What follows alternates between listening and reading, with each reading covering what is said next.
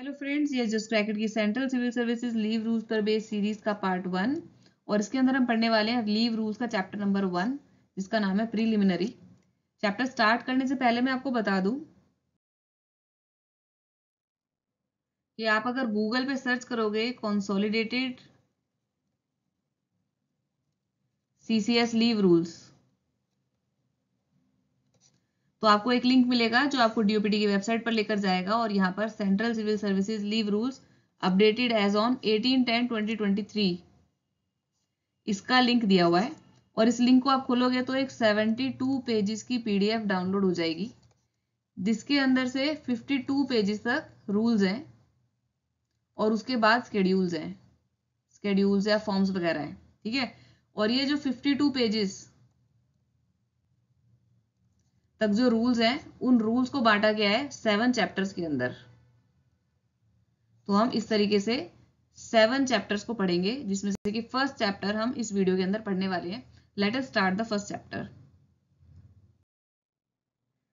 हर chapter को हम लोग पॉइंट वाइज पढ़ेंगे और हर पॉइंट में जितनी भी एक्सेप्टेबल इन्फो होगी वो मैं यहाँ पे मार्क करूंगी और आपको बताऊंगी। इसके अलावा मैं आपको बता दूं कि जो 72 पेजेस की ये पीडीएफ है जिसको कि मैंने रेफर किया इस पूरी सीरीज के अंदर आपको लीव रूल्स पढ़ाने के लिए, उसमें से 52 पेजेस जिसपे कि रूल्स हैं वो रूल्स है टोटल 66 रूल्स और इनको पढ़ने के बाद आपको एक बेसिक अंडरस्टैंडिंग हो जाएगी लीव रूल्स की। इस बेसिक अंडरस्टैंडिंग को लेने के बाद अगर आप इन लीव रूल्स को और डीप में पढ़ना चाहते हो तो आप स्वामी की जो लीव रूल्स पर बेस्ड बुक है उसको पढ़ सकते हो। ठीक है, लेकिन मेरा रिकमेंडेशन ये है, मेरी एडवाइस आपको ये है कि पहले एक बेसिक अंडरस्टैंडिंग जरूर आप अपने माइंड में क्रिएट कर लो इस पीडीएफ को पढ़ के और देन फिर आप उसके बाद उसको डीप में कोई रूल आप बहुत अच्छे से डीप में पढ़ना चाह रहे हो या समझना चाह रहे हो तो तब आप उसको वहां से पढ़ सकते हो। अब मैं चैप्टर 1 स्टार्ट करती हूँ पॉइंट वाइज। पहले पॉइंट के अंदर इन रूल्स का पूरा नाम लिखा है central civil services leave rules 1972। जब भी आप लीव रूल्स पढ़ो तो उसको ऐसे पढ़ना कि लीव रूल्स 1972, तो वो लीव रूल के साथ ना 1972 आपकी परमानेंट मेमोरी में चला जाएगा। Fine. Then second point, they shall come into force on first day of June 1972 यानी कि 01/06/1972 इस दिन ये रूल्स जो है वो फोर्स में आए हैं। तो विद इफेक्ट फ्रॉम 1 जून 1972। ये जो डेट है मैं आगे आगे आपको बार बार रिवाइज कराती रहूंगी सो दैट वीडियो के एंड तक आपको ये डेट बहुत अच्छे से याद हो जाएगी। एंड अगेन जितनी बार भी हम लीव रूल्स पढ़ेंगे उसके आगे हम बोलेंगे लीव रूल्स 1972 ताकि आपको ये ईयर भी बहुत अच्छे से याद हो जाएगा। नेक्स्ट पॉइंट पे चलते हैं। अब है लीव रूल्स 1972 का एक्सटेंट ऑफ एप्लीकेशन। तो these rules shall apply to government servants appointed to civil services and post in connection with affairs of the union. देखो 3 बातें बोली है इसने यहाँ पे, देखते हैं 3 बात क्या है। सबसे पहली चीज इसने लिखी है गवर्नमेंट सर्वेंट्स। तो भाई गवर्नमेंट सर्वेंट्स कौन होते हैं? Who are individual employed by the government. तो ये पहली चीज है। Next civil services and post. देखो इन तीनों चीजों को ना साथ में पढ़ना है, civil service post connection with affair of the union. तो इन तीनों को हम साथ में पढ़ेंगे तो पता चलेगा कि ये किन पर अप्लाई होते हैं 1972 के लीव रूल्स। तो पहला मैंने बता दिया गवर्नमेंट सर्वेंट, तो those individuals employed by the government. Then civil services and post, जो भी इंडिविजुअल्स सिविल सर्विसेज या पोस्ट पर अपॉइंट हुए हैं। अब ये जो पोस्ट है ये किसी भी टाइप की हो सकती है, एडमिनिस्ट्रेटिव पोस्ट हो सकती है, एग्जीक्यूटिव पोस्ट हो सकती है या टेक्निकल पोस्ट हो सकती है। ठीक है, तो इसको भी साथ में पढ़ना है। और फिर तीसरी बात उन्होंने बोली affairs of the union, that means जिनका काम डायरेक्टली रिलेटेड है यूनियन गवर्नमेंट से। यानी कि हम यहाँ पे बात कर रहे हैं सेंट्रल गवर्नमेंट एम्प्लॉयज की। तो इसमें कौन से एम्प्लॉयज आ जाएंगे? जो कि सेंट्रल गवर्नमेंट मिनिस्ट्रीज, डिपार्टमेंट्स या यूटीज की एडमिनिस्ट्रेशन के अंदर वर्क कर रहे हैं। तो इन 3 चीजों को साथ में पढ़ेंगे, देन हमें पता चलेगा कि किन पर लीव रूल्स 1972 अप्लाई होते हैं। अब देखते हैं किन पर अप्लाई नहीं होते हैं। Shall not apply to railway servants, क्योंकि इनके तो खुद के रूल्स होते हैं। फिर a person in casual daily rated, जिनको कि डेली बेसिस पर पैसे जिनके अकाउंट होते हैं, या फिर पार्ट टाइम एम्प्लॉयमेंट। देखो यहाँ पे ये समझना जरूरी है कि जो लीव रूल्स हम पढ़ रहे हैं वो सेंट्रल गवर्नमेंट सर्वेंट पर अप्लाई हो रहे हैं और जो सेंट्रल गवर्नमेंट सर्वेंट की सर्विस होती है is full time. And it is permanent, है ना। तो भाई अगर किसी फुल टाइम सर्विस को केटर करने के लिए कोई लीव रूल्स बनाए गए हैं, तो वही leave rules part time employment के लिए कैसे एप्लीकेबल हो सकते हैं, है ना, नहीं हो सकते ना, क्योंकि पार्ट टाइम एम्प्लॉयमेंट की जो सर्विस है वो सेंट्रल गवर्नमेंट एम्प्लॉय की सर्विस से कंप्लीटली डिफरेंट होगी, तो इसलिए ये लीव रूल्स इन पर तो नहीं लगेंगे। देन आ जाते हैं पर्सन्स पेड फ्रॉम कंटिजेंसीज। आपको पता है कंटिजेंट फंड क्या होता है, कंटिजेंट फंड ऑफ इंडिया तीसरा फंड है जो इंडिया का, तो वो फंड जो होता है वो अनफोर्सीन एक्सपेंडिचर वाला फंड होता है, कि अनफोर्सीन कोई सिचुएशन आ जाए तो वहां पर जो एक्सपेंडिचर करना पड़ेगा वो हम कंटिजेंट फंड से एक्सपेंडिचर करेंगे। तो मतलब कोई अनफोर्सीन सिचुएशन आ गई और उस सिचुएशन को केटर करने के लिए गवर्नमेंट ने किसी को एम्प्लॉय किया है, तो वो सिचुएशन तो जब ठीक हो जाएगी तो उसकी एम्प्लॉयमेंट खत्म हो जाएगी फिर। तो एक तरीके से ये भी पार्ट टाइम एम्प्लॉयमेंट ही हो गई, या ये भी टेम्परेरी एम्प्लॉयमेंट ही हो गई, इसलिए ये लीव रूल्स इस पर भी नहीं लगेंगे, बिकॉज वो फुल टाइम एम्प्लॉयमेंट के लिए डिजाइन किए गए हैं। नेक्स्ट आ जाते हैं workman employed in industrial establishments. तो भाई इंडस्ट्रीज के अंदर जो वर्कर्स हैं उनके ऊपर तो लेबर लॉज लगते हैं, और लेबर लॉज के अंदर अपने लीव रूल्स खुद डिफाइन होते हैं, या फिर इनसे इनकी जो लीव्स है वो गवर्न होती है इन वर्कमैन की, तो इसलिए अपने ये जो सीसीएस लीव रूल्स है वो इस पर नहीं लगेंगे। देन आ जाते हैं person employed in work charge establishments. अब ये वर्क चार्ज एस्टेब्लिशमेंट्स होती क्या है, इसको समझो कि किसी गवर्नमेंट डिपार्टमेंट ने के अंडर एक यूनिट है जिसको कि वर्क चार्ज एस्टेब्लिशमेंट बोला गया है। अब ये जो यूनिट है इसको स्पेसिफिकली इसलिए बनाया गया है जो कि स्पेसिफिक प्रोजेक्ट्स पर काम करे, और एक अलग से बजट दिया गया है इस यूनिट को। तो अगर कोई स्पेसिफिक प्रोजेक्ट पर काम कर रही है कोई यूनिट,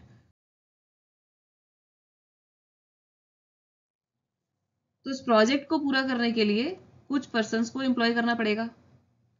अब जब प्रोजेक्ट पूरा हो जाएगा तो फिर ये पर्सन्स भी चले जाएंगे, तो एक तरीके से क्या हुआ, ये भी तो पार्ट टाइम एम्प्लॉयमेंट ही हुई, this is also some kind of part time employment. तो अगेन इसलिए ये लीव रूल्स इनके ऊपर नहीं लगेंगे। देन आते हैं members of all India services. भाई तुम्हें पता होगा ऑल इंडिया सर्विसेज जो होती हैं वो 3 तरह की होती है, या वो 3 है। फर्स्ट है आईएएस, देन आईपीएस और आईएफएस। आईएफएस बोले तो इंडियन फॉरेस्ट सर्विस, ठीक है, Indian administrative service, Indian police service. तो ऑल इंडिया सर्विसेज के जो लीव रूल्स हैं इनके खुद के लीव रूल्स हैं, तो सीसीएस लीव रूल्स इनके ऊपर नहीं लगते। नेक्स्ट है persons locally recruited for service in diplomatic consular other Indian establishments in foreign countries. Foreign country में अगर पर्सन एम्प्लॉयड है तो उस पर rules and regulations host country की लगेगी, इसलिए ये लीव रूल्स इन पर अप्लाई नहीं होंगे। देन आ जाते हैं person employed on contract. Contract पर पर्सन को एम्प्लॉय किया गया है, तो contract is what, it's sort of a part time employment, कि 2 साल का कॉन्ट्रैक्ट, 3 साल का कॉन्ट्रैक्ट। बट अगर उस कॉन्ट्रैक्ट के अंदर लिखा है कि भाई during the period of contract, suppose 3 साल का कॉन्ट्रैक्ट है और उस कॉन्ट्रैक्ट के अंदर ही लिखा है कि ड्यूरिंग द पीरियड इनके ऊपर जो 3 साल के लिए यही वाले लीव रूल्स लगेंगे, तो लग जाएंगे, ठीक है, except when contract provides otherwise. Otherwise normally अगर कॉन्ट्रैक्ट के अंदर कुछ नहीं लिखा है तो उनके ऊपर ये वाले लीव रूल्स है वो नहीं लगेंगे। नेक्स्ट है persons in respect of whom special provisions have been made, यानी किसी पर्सन को स्पेशली बोला गया है कि इनके ऊपर लीव रूल्स नहीं लगेंगे, तो नहीं लगेंगे, ठीक है, ये तो एक जनरल सी बात बताई है। फिर नेक्स्ट भी ऐसे ही है कि for the purpose of leave, अगर कोई पर्सन फंडामेंटल रूल से कवर हो रहा है या फिर सिविल सर्विसेज रेगुलेशन से कवर हो रहा है, तो यानी लीव रूल्स कहीं से तो गवर्न हो ही रही है ना, तो अगर कहीं से गवर्न हो रही है तो सीसीएस लीव रूल्स उसके ऊपर क्यों अप्लाई करने हैं फिर, क्योंकि लीव कहीं और से गवर्न हो रही है, तो ये भी एक जनरल प्रोविजन ही है। और फिर लास्ट है person serving under central government department, भाई सेंट्रल गवर्नमेंट में ही वर्क कर रहे हैं but they are on deputation from a state government. देखो हमने सबसे ऊपर पढ़ा था with the affairs of the union, तो अगर कोई स्टेट गवर्नमेंट का एम्प्लॉई है and he is deputed to central government for a limited duration, तो उनके ऊपर ये लीव रूल्स नहीं लगेंगे, उनके ऊपर अपने स्टेट के लीव रूल्स लगेंगे जो भी उन पे अप्लाई होते होंगे, ठीक है। तो नेक्स्ट टॉपिक पर आते हैं। नेक्स्ट टॉपिक है डेफिनेशंस। बेसिकली इन रूल्स के अंदर जहां जहां पर ये वर्ड्स लिखे हुए हैं उन वर्ड्स को कैसे समझना है वो यहाँ पर इन्होंने बताया है, ठीक है, तो इसको बहुत ज्यादा डीप में पढ़ने की कोई जरूरत नहीं है। फर्स्ट है एडमिनिस्ट्रेटर, जहां पर भी एडमिनिस्ट्रेटर लिखा होगा तो उसका मीनिंग होगा एडमिनिस्ट्रेटर ऑफ यूनियन टेरिटरी, आपको पता होगा यूटी के अंदर एडमिनिस्ट्रेटर होता है which is appointed by president of India, तो यहाँ पर उन्हीं की बात कर रहे हैं। नेक्स्ट है ऑडिट ऑफिसर, तो audit officer means accounts and audit officer. Next आ जाते हैं authority competent to grant leave, means वो अथॉरिटी जिनको कि इन लीव रूल्स के फर्स्ट शेड्यूल के कॉलम नंबर 3 में लिखा गया है। देखो कॉलम 3 में ये लिखा है ना, authority competent to grant leave. तो यहाँ से एक तो ये भी याद कर लो कि लीव रूल्स 1972 के फर्स्ट शेड्यूल के अंदर क्या दिया हुआ है, तो उसके फर्स्ट शेड्यूल में क्या दिया है भाई, authority is competent to grant leave. Next point पे आते हैं, डी पॉइंट है कंप्लीटेड ईयर्स ऑफ सर्विस या फिर 1 ईयर कंटिन्यूस सर्विस। इसका मतलब है कि जो सेंट्रल गवर्नमेंट एम्प्लॉय ने कंटिन्यूस सर्विस दी है, उसकी कंटिन्यूस सर्विस में वो सारे पीरियड आएंगे, चाहे वो पीरियड स्पेंट ऑन ड्यूटी है, चाहे वो लीव पर था, और चाहे वो लीव के अंदर भी एक्स्ट्रा ऑर्डिनरी लीव पर था, बट उसकी सर्विस जो है वो कंटिन्यूस ही मानी जाएगी। नेक्स्ट है डेट ऑफ रिटायरमेंट। इसके लिए बस 2 एग्जाम्पल दूंगी मैं यहाँ पे। सपोज किसी गवर्नमेंट सर्वेंट की डेट ऑफ बर्थ है 3rd ऑफ अप्रैल और किसी दूसरे गवर्नमेंट सर्वेंट की डेट ऑफ बर्थ है 1st अप्रैल, तो ये जो बंदा है ये 30 अप्रैल को रिटायर करेगा, और ये पर्सन जो है क्योंकि ये 1st को बॉर्न हुआ था, तो ये प्रीसीडिंग मंथ की लास्ट डेट, इसके प्रीसीडिंग मंथ कौन सा है, मार्च, और मार्च की लास्ट डेट होती है 31 मार्च। चाहे इन दोनों के डेट ऑफ बर्थ में सिर्फ 2 दिन का फर्क है, अगर ये 3 अप्रैल की जगह 2 अप्रैल को भी बॉर्न हुआ होता, इन दैट केस ऑल्सो उनकी जो डेट ऑफ रिटायरमेंट होती, this is date of retirement, तो भी वो 3rd अप्रैल ही होती, फाइन। बट 1st को क्योंकि वो बॉर्न हुआ है तो प्रीसीडिंग मंथ की लास्ट डेट को वो पर्सन रिटायर करेगा। और कितने साल बाद रिटायर करेगा, when the government servant attains the age prescribed for retirement under terms and condition governing his service. यानी सपोज ये पर्सन जिस सर्विस के अंदर है उसके अंदर 58 है, 58 ईयर्स, तो after 58 years he will retire. और ये पर्सन अगर 60 ईयर्स वाली सर्विस में है, कि ऐसी सर्विस जिसके अंदर डेट ऑफ रिटायरमेंट 60 ईयर्स है, तो ऑफकोर्स सपोज 1 अप्रैल 1964 का बॉर्न है, तो 2024 के अंदर 60 ईयर्स हो जाते हैं और 31 मार्च को ही विल रिटायर। तो this is date of retirement. Next, department of central government. Department क्या होता है, कोई भी मिनिस्ट्री, कोई भी डिपार्टमेंट जो कि सेंट्रल गवर्नमेंट का है, और सेंट्रल गवर्नमेंट जैसे टाइम टू टाइम नोटिफाई भी करती रहती है कि मिनिस्ट्री ऑफ कोऑपरेशन जो है वो अब नई बन गई है।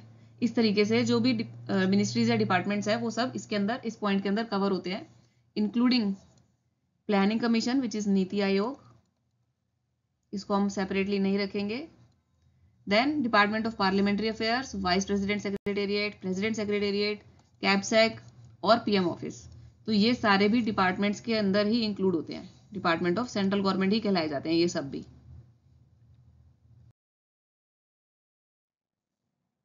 नेक्स्ट है डिसेबिलिटी।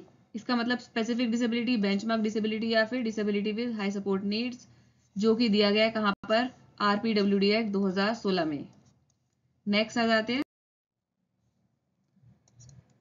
फॉरेन सर्विस का मतलब ऐसी सर्विस जिसके अंदर गवर्नमेंट सर्वेंट को अपनी पे कंसोलिडेटेड फंड ऑफ इंडिया के अलावा किसी दूसरे सोर्स से मिलती है, उसको बोलते हैं फॉरेन सर्विस। नेक्स्ट आ जाते हैं फॉर्म। फॉर्म का मतलब है form appended to the second schedule to this rules. अभी हमने पीछे पढ़ा था कि फर्स्ट शेड्यूल में क्या है, authorities competent to sanction leave, और सेकंड शेड्यूल में क्या है, फॉर्म्स है। ये देखो फर्स्ट शेड्यूल में हमने ये पढ़ा था और सेकंड शेड्यूल में पढ़ा था। This is the probable question in examination कि भाई लीव रूल्स के फर्स्ट शेड्यूल के अंदर क्या दिया हुआ है, तो that is authorities competent to grant leave, और सेकंड शेड्यूल के अंदर फॉर्म्स दिए हुए हैं। ये तो फॉर्म नंबर 1 है, ऐसे बहुत सारे फॉर्म्स दिए हुए हैं सेकंड शेड्यूल में। नेक्स्ट आ जाते हैं, नेक्स्ट है गवर्नमेंट सर्वेंट इन क्वासी परमानेंट एम्प्लॉय। इसको लेमन टर्म्स में ऐसे समझ सकते हो कि ये इनकी जो पोस्ट होती है या फिर ये जो गवर्नमेंट सर्वेंट होते हैं, लगते तो परमानेंट गवर्नमेंट सर्वेंट ही है, बट एक्चुअली में क्वासी परमानेंट होते हैं। यानी कि इनका टेन्योर जो है वो बढ़ता जाता है। सपोज पहले 3 साल के लिए इनको रखा गया, फिर दोबारा से बढ़ा के 3 ईयर्स के लिए बढ़ा दिया, तो ये बढ़ता तो जाता है, लेकिन उनकी जॉब सिक्योरिटी परमानेंट वाली जॉब सिक्योरिटी नहीं होती है। ठीक है, this is in layman terms. अब इसको हम ऑफिशियल टर्म्स में पढ़ते हैं। Quasi permanent employ means an officer who having been declared by UPSC to be eligible for appointment to the ministerial services, यानी नॉर्मल मिनिस्ट्री सर्विसेज के अंदर ही इस बंदे को अपॉइंट किया जाएगा टू अ टेम्परेरी या फिर ऑफिशिएटिंग कैपेसिटी, टेम्परेरी वैकेंसी के अगेंस्ट में इनको किया गया अपॉइंट, और ऑन एन अंडरस्टैंडिंग, उनको पहले ही बता दिया कि भाई ये जो पोस्ट है ये परमानेंट आगे हो सकती है बट अभी तो नहीं है, ठीक है, but is not confirmed after completion of 3 years of continuous service, 3 साल की सर्विस देने के बाद भी वो जो पोस्ट है वो परमानेंट अभी तक नहीं हुई है, और जैसे 3-3 साल करके उसको बढ़ाते जाएंगे, तो कहने को तो वो परमानेंट ही है लेकिन स्टिल उतनी परमानेंट नहीं है जितनी परमानेंट सेंट्रल गवर्नमेंट एम्प्लॉयज जो कि प्रॉपरली अपॉइंट होते हैं, जो कि सब्सटैंटिवली अपॉइंट होते हैं, जिनका लीन भी होता है, उन सब की तरीके से ये परमानेंट नहीं होती है। देन क्वासी परमानेंट एम्प्लॉय का सेकंड मीनिंग उन्होंने बताया, who are declared as quasi permanent under central civil services temporary service rules 1965। और इसके बाद है government in permanent employ. Permanent employ तो आपको पता ही होगा कि जो कि सब्सटैंटिवली या फिर प्रोविजनली सब्सटैंटिवली किसी पोस्ट को होल्ड करते हैं, जिनका की लियन होता है उस पोस्ट पे, तो उनको परमानेंट एम्प्लॉयज बोलेंगे। नेक्स्ट है हेड ऑफ मिशन, इसका मतलब ambassador, charge d'affaires, minister, consular general, high commissioner या फिर any other authority declared as such, ठीक है, इसको बहुत डीप में पढ़ने की कोई जरूरत नहीं है। नेक्स्ट आ जाते हैं military officer. Military officer means an officer of armed forces, जो कि कमीशन्ड ऑफिसर है आर्मी का, नेवी का या फिर एयरफोर्स, तीनों में से किसी का भी कमीशन्ड ऑफिसर उनको मिलिट्री ऑफिसर बोलेंगे, या फिर junior commissioned officer, branch list officer, airman, ठीक है, इसको भी बहुत डीप में जाने की हमें जरूरत नहीं है। नेक्स्ट पॉइंट है वेकेशन डिपार्टमेंट। ऐसा डिपार्टमेंट जिसके अंदर रेगुलर वेकेशन अलाउड होते हैं, जैसे कि टीचर्स को अलाउड होता है to be absent from duty during summer vacations, winter vacations, autumn break, whatever, ठीक है। और फिर सेकंड पॉइंट पे आते हैं अब डेफिनेशंस के अंदर, words and expressions used herein and not defined but defined in FRSR। अगर FRSR में कोई वर्ड डिफाइंड है और हमने यहाँ पे स्पेसिफिकली डिफाइन नहीं किया है, तो FRSR में जो उनका मीनिंग होगा वही यहाँ पर भी मीनिंग होगा। डेफिनेशंस हमारी खत्म हो गई है, हम आते हैं पॉइंट नंबर 4 पे, government servant on temporary transfer और ऑन फॉरेन सर्विस। इसका फर्स्ट पॉइंट है, ये गवर्नमेंट सर्वेंट है, इसके बारे में 2 बातें लिख रही हूँ। पहली चीज कि इस गवर्नमेंट सर्वेंट पर लीव रूल्स 1972 अप्लाई हो रहे हैं, और दूसरी चीज इसका टेम्परेरी ट्रांसफर हुआ है। अब टेम्परेरी ट्रांसफर कहाँ कहाँ पर हो सकता है, सपोज रेलवेज में हुआ है, सपोज स्टेट गवर्नमेंट में हुआ है, या फिर टेम्परेरीली या as a temporary transfer he is employed in foreign service within India. अभी हमने पीछे पढ़ा फॉरेन सर्विस क्या होती है, जब कंसोलिडेटेड फंड ऑफ इंडिया से अदरवाइज किसी सोर्स से सर्वेंट को पेमेंट की जा रही है, गवर्नमेंट सर्वेंट को पेमेंट की जा रही है, तो then that government servant will be called to be in foreign service. तो here foreign service within India. इन तीनों ही केसेस के अंदर इस गवर्नमेंट सर्वेंट के ऊपर यही लीव रूल्स कंटिन्यू होंगे, ये कह रहे हैं फर्स्ट पॉइंट के अंदर। नेक्स्ट पॉइंट के अंदर कह रहे हैं, देखो foreign service within India तो ऊपर वाले पॉइंट में कवर हो गया कि विद इन इंडिया अगर फॉरेन सर्विस पे कोई पर्सन टेम्परेरी ट्रांसफर हुआ है, तो इन दैट केस यही लीव रूल्स जो हम पढ़ रहे हैं 1972 के, वो ही इनके ऊपर अप्लाई होंगे। But in second case government servant जो है वो गया है फॉरेन सर्विस आउटसाइड इंडिया। यहां पर इन्होंने क्लैरिफाई किया है कि आउटसाइड इंडिया के अंदर यूएन एजेंसीज की जो सर्विस है, चाहे वो विद इन है चाहे वो आउटसाइड इंडिया है, तो वो इसी पॉइंट के अंदर कवर होगी। यूएन एजेंसीज की सर्विस विद इन और आउटसाइड इंडिया, तब भी वो इसी पॉइंट के अंदर गवर्न होगा। देन अब टेम्परेरी ट्रांसफर हुआ है आर्म्ड फोर्सेस में, आर्म्ड फोर्सेस ऑफ यूनियन, तो इस गवर्नमेंट सर्वेंट पर कौन से लीव रूल्स अप्लाई होंगे, तो वही लीव रूल्स अप्लाई होंगे जो इसकी टेम्परेरी सर्विस, टेम्परेरी ट्रांसफर के लिए जो टर्म्स एंड कंडीशन डिफाइन की गई होंगी, उसके अकॉर्डिंग इस गवर्नमेंट सर्वेंट के लीव रूल्स गवर्न होंगे।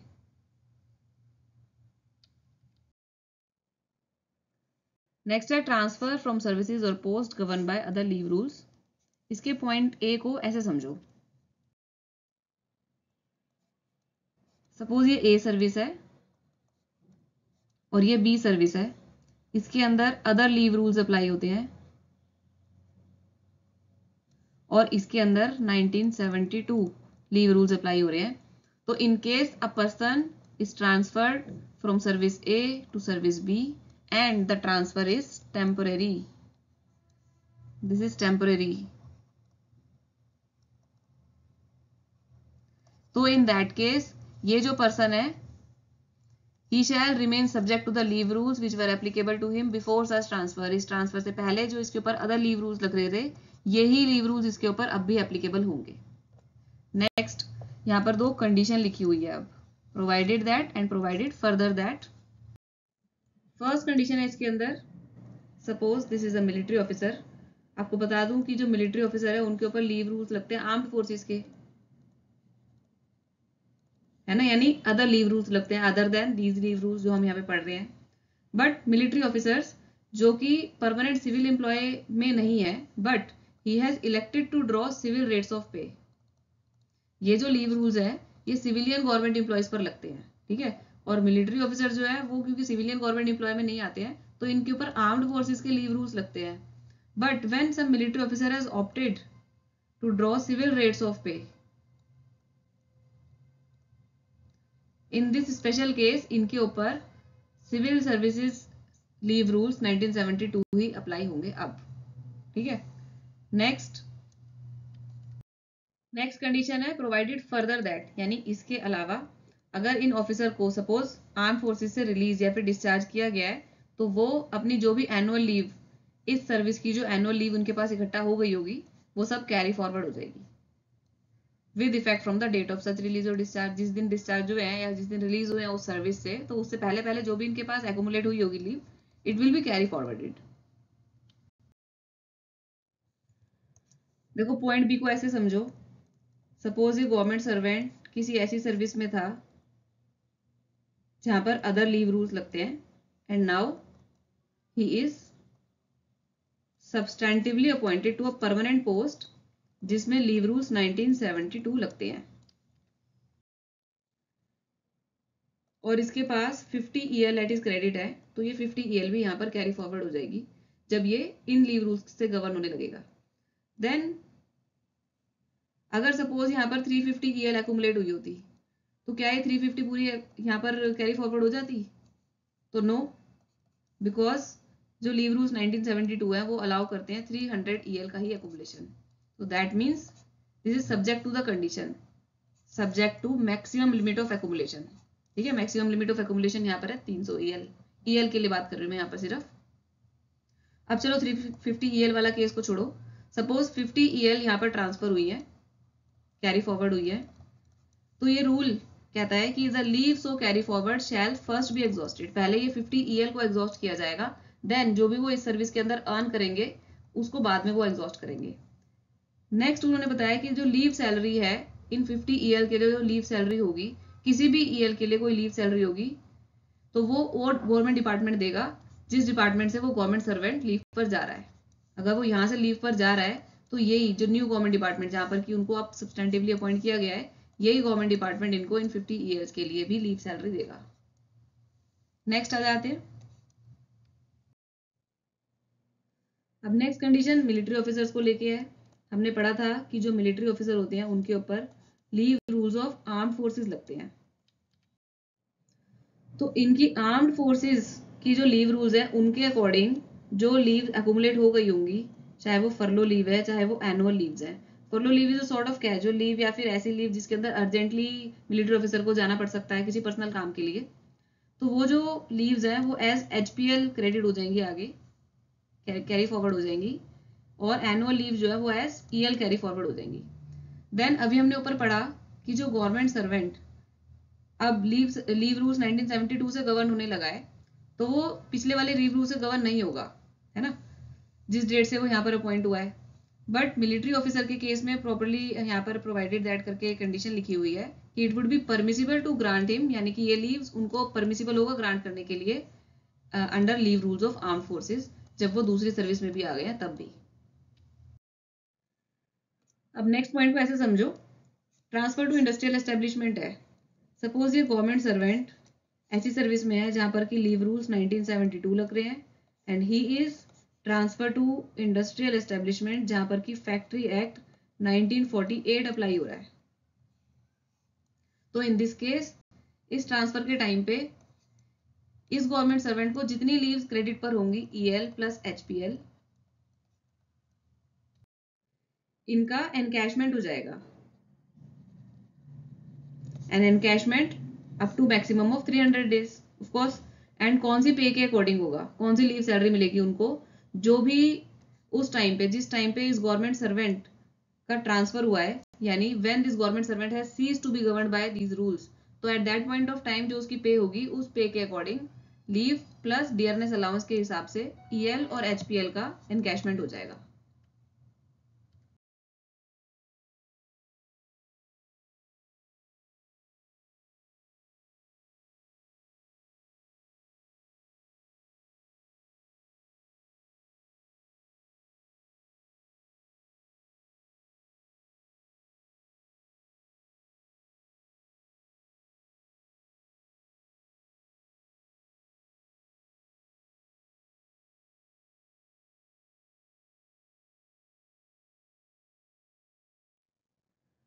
अब देखो यहाँ पर एनकैशमेंट तो मिल गया, but over a period of time suppose ये जो गवर्नमेंट सर्वेंट था वो वापस इंडस्ट्रियल एस्टेब्लिशमेंट से उसी सर्विस में आ जाता है जिस सर्विस में लीव रूल्स 1972 अप्लाई हो रहे हैं।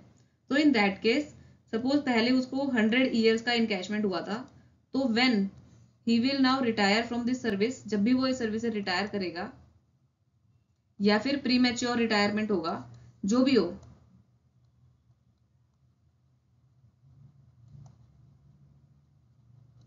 तो इन दोनों ही केसेस के अंदर क्योंकि 100 ईएल का उनको इनकैशमेंट पहले मिल चुका है और मैक्सिमम 300 ईएल का इनकैशमेंट होता है at the time of retirement, तो भाई at the time of retirement या फिर प्री मेच्योर रिटायरमेंट 200 ही ईएल का अब इनकैशमेंट उसको मिलेगा। This brings us to the end of chapter 1। Thank you for watching.